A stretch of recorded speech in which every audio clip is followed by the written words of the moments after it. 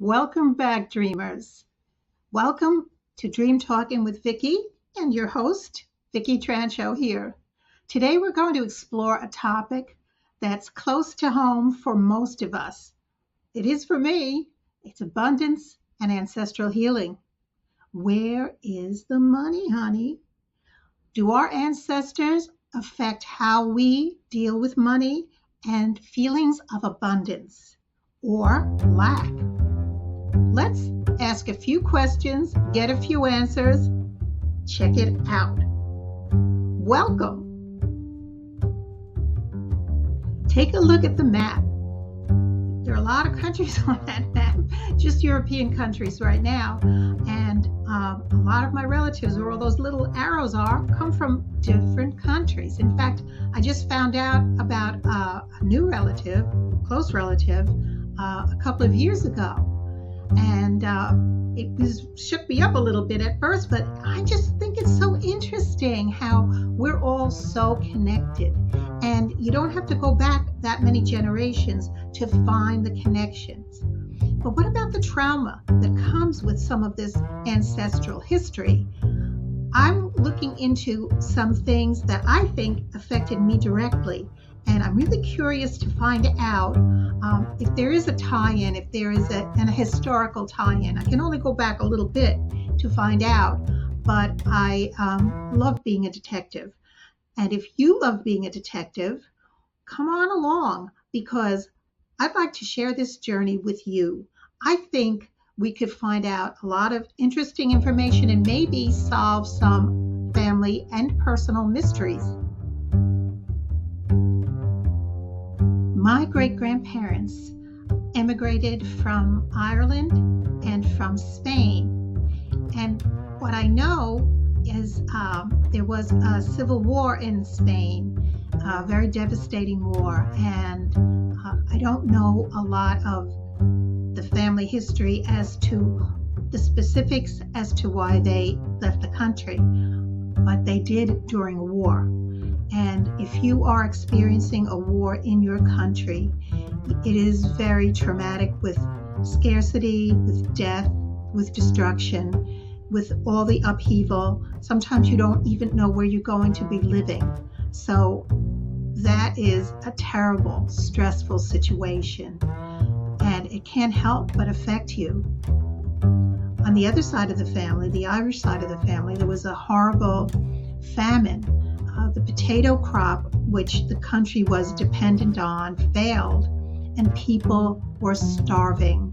They were starving by the millions, and even taking the politics out of it. And there, of course, are always politics, war, famine, people. They had to struggle to survive and decided to start a new life in a new country. And they ended up in New York, like my other grandparents. And that's where I was born. But I don't know a lot about what they went through before they left, because on both sides of the family, they rarely spoke about the past. You can kind of understand why. And we've inherited that. How does that affect us? Today, I wanted to explore how these inherited traits might affect our attitude about scarcity and abundance. And I wanted to approach it in 3 sections: our mindset, our actions, and our relationship with money and with scarcity. I think they're very revealing, and there's something that we all have in common. We all inherit certain attitudes and certain feelings about our worth as people and the financial worth that other people might bestow on us. So once we start exploring these, I know my eyes opened a little bit. You let me know what you think. First, let's talk about mindset. Ancestral trauma can create limiting beliefs that shape our thoughts and our attitudes about abundance. These might sound like, I'll never have enough. Or you might have heard someone in your family say, money is the root of all evil. Or people like us don't get rich. These thoughts are often unconscious, but they have a powerful impact, especially if you hear them as a child. They have an impact on our lives throughout our lives. They can prevent us from pursuing opportunities or taking risks or even recognizing the abundance that already exists around us. I know myself. Sometimes I have to catch myself in limiting beliefs. And it's natural, I think, for a lot of people. These are tough times. The economy goes up, goes down, goes round and round, and it takes us with it. And it's easy to kind of get into a scarcity mindset. I know it happens to me, but then I remember I have so much to be grateful for. But a lot of what I feel and a lot of how I react is in my genes. It's in my ancestral heritage. So what to do about this? There are some things you can do. You can try to connect with your ancestors. For example, you could use dream work. Now, you know I love dream work. I had a weird one last night, but we won't talk about that right now. By setting the intention to connect with your ancestors before you go to sleep, you might even have a question about scarcity, abundance, or it doesn't have to be. It can just being in touch with them. Pay attention. They might not speak in words. You might see symbols or colors or signs and something that might not make sense to you at the moment. But write it down in that trusty dream journal because you may find some clues to your ancestral abundance rather than your ancestral scarcity in your dreams. It's certainly worth checking out, and it's definitely worth recording in your dream journal. I do. Next, let's consider our actions. Our inherited beliefs about scarcity can lead us to act in ways that reinforce these beliefs. For example, we might avoid investing in ourselves or our future because we're afraid of losing what we have. We might hoard resources by being overly frugal, even when it's not necessary. These actions can keep us stuck in a cycle of scarcity. It is in the mind. So, pay attention, catch yourself. Are you acting on your own thoughts or perhaps on some ancestral influences? It's worth thinking about and taking a step back. A powerful technique to break the cycle is through a ritual. You can create a small ceremony to honor your ancestors and to release their fears. You could light a candle, say a prayer, or write a letter expressing your intention to heal this inherited trauma. Taking these small symbolic actions can help shift your energy and open you up to new possibilities. We have a tradition where we write a letter and we put down what we're afraid of or any situation we want to address. And in a safe spot, in a safe bowl, burn the letter.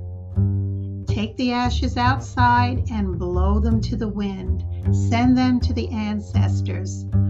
That's one way to do it. There's always prayer. Prayer is very effective, and I think it should be personal.